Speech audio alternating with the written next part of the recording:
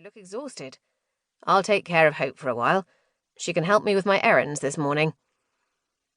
The sisters at the convent had agreed on the temporary name of Hope for the baby the week before, believing it signalled great confidence in them eventually finding the child's mother, as well as a general positivity for her future.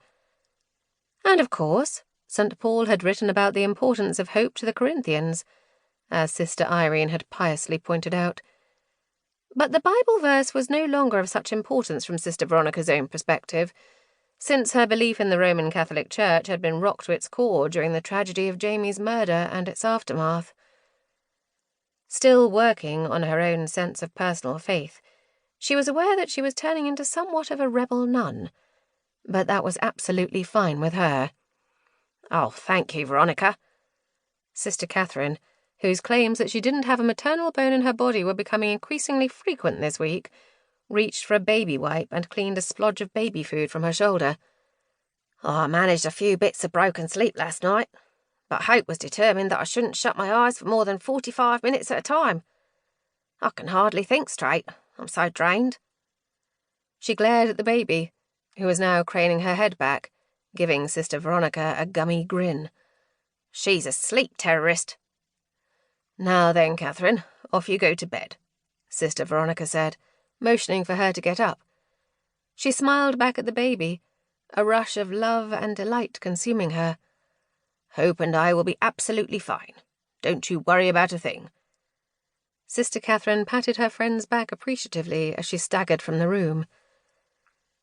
Taking the child straight to the bathroom, where the nuns had enjoyed installing a fully stocked changing table shortly after the baby's arrival, Sister Veronica reflected that it was rather amusing that the note left with Hope had said, "Take me to Sister Catherine."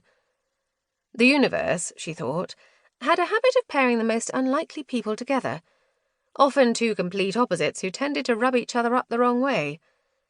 It was either a cosmic joke, she decided, or an opportunity for reluctant personal understanding.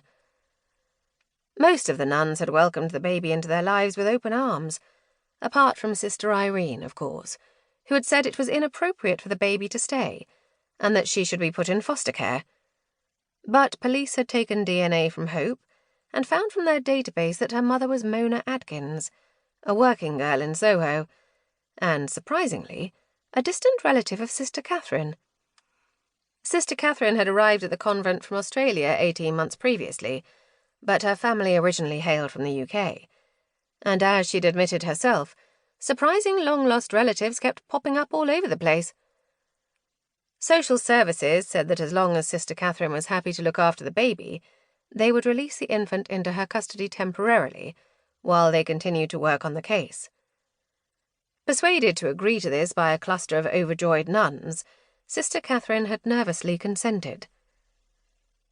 Of all the nuns at the convent, Sister Veronica mused, Catherine was the least interested in children, and had always seemed rather intimidated by their need for constant upkeep and attention.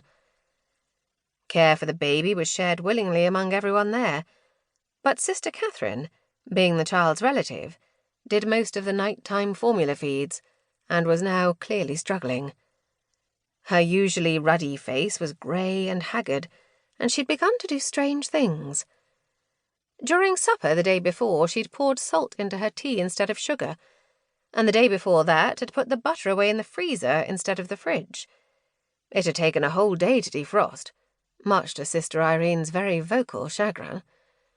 If only she could take Hope away for a bit and give her poor friend a rest.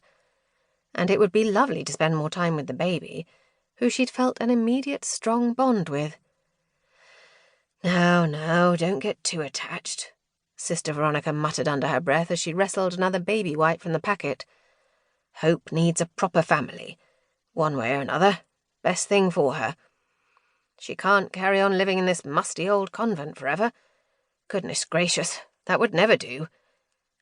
She knew she needed to step up her search for Mona Adkins. She'd been too lax the last few days, spent too much time showing the baby around the garden, reading her books and swaying her to sleep. She was enjoying her a bit too much, she felt, and putting off the inevitable time when she'd have to say goodbye to her. She had started to look for Mona, of course, putting feelers out here and there in the local community and chatting.